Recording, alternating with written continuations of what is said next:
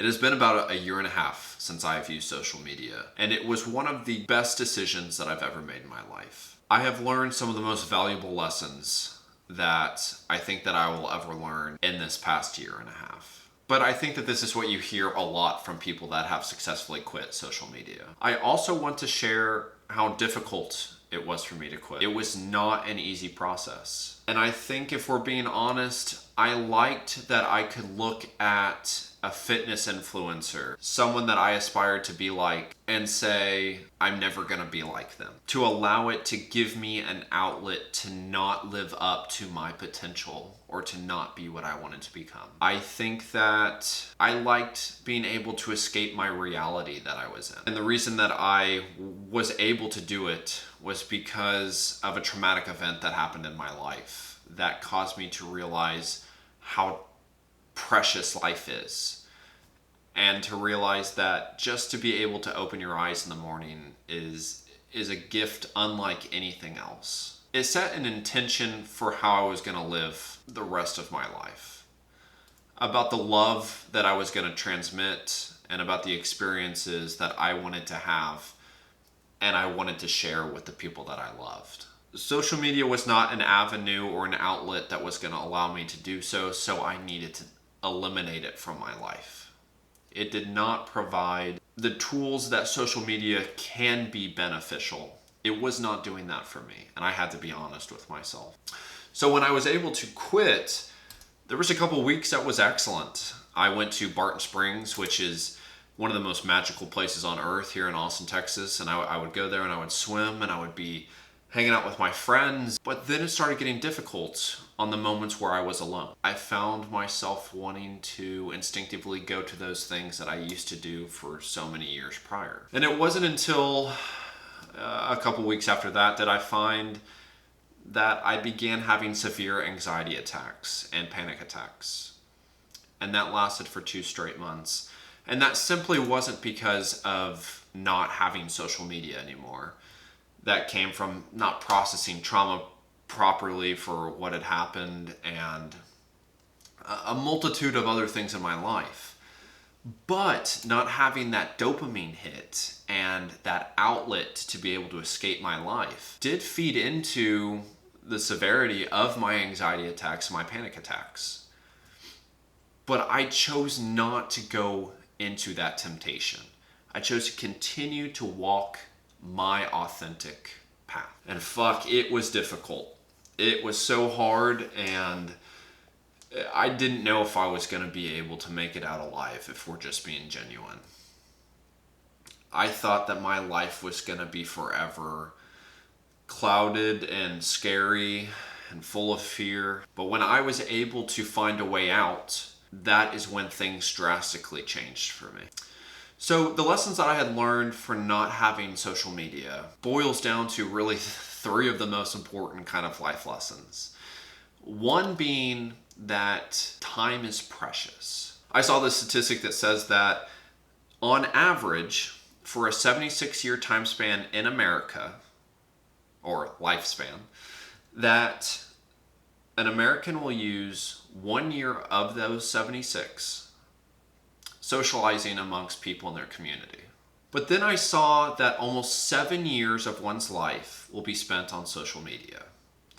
And that's when I thought that that's unacceptable, because social media is supposed to be an outlet for communicating with your community. It's excellent that you're able to go communicate with someone that is far outside your domain, that you're able to expand your horizon to all sorts of other cultures and all sorts of other things.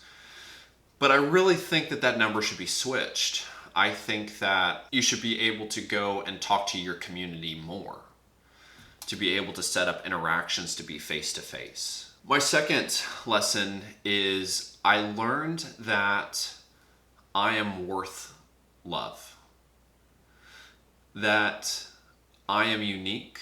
What it is that I do is worth sharing, but is precious to me, that I do not have to let everyone know what it is that I am doing.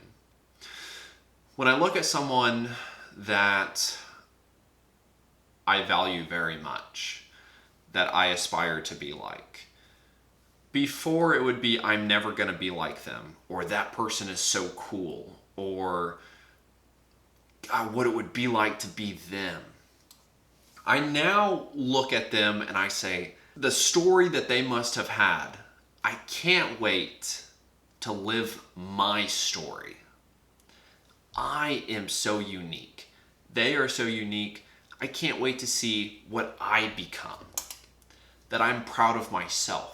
That I love myself. That I bet they had difficulties in their life that they had to overcome. This is just a part of my story, my difficulties. So it made me reflect inward, just like I had to do during my time of anxiety, because I wasn't able to go channel an outlet. So now I find myself reflecting a lot. And that is a tremendously powerful tool because I no longer compare. I look inward on what I can do, and I believe in myself. And I believe that I am capable of great things. And I really want to harp on this lesson because I think that it's not just I am special, we're all special. We are all unique. We are all beautiful. You just got to be able to find that within yourself. The third lesson that I learned, which is again arguably one of the most beneficial, is that it doesn't matter at all what anyone thinks about you.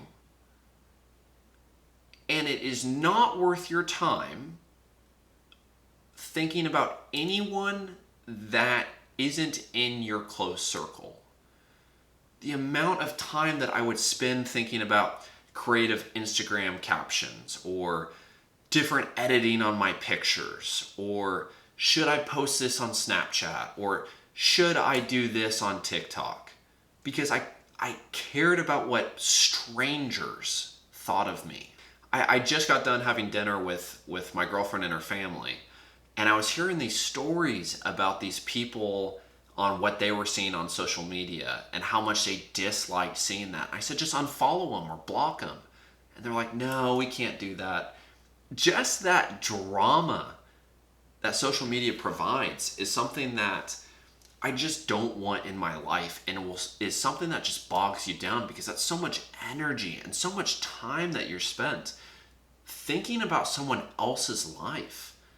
It doesn't matter. And so I have made it the initiative to take the weight of social media off my shoulders, to pursue what it is that I want to do, to be able to use an outlet like YouTube to be able to share what it is that I have learned and my own experiences to be able to help others. If you are thinking about quitting social media, I highly recommend it. There will be difficulties. There will be times that you will want to look and see if anyone's reached out to you. And there's going to be moments when you do take a peek and you see that nobody's reached out to you. And that's okay also. Just be yourself, love yourself, do what it is that you want to do in your life.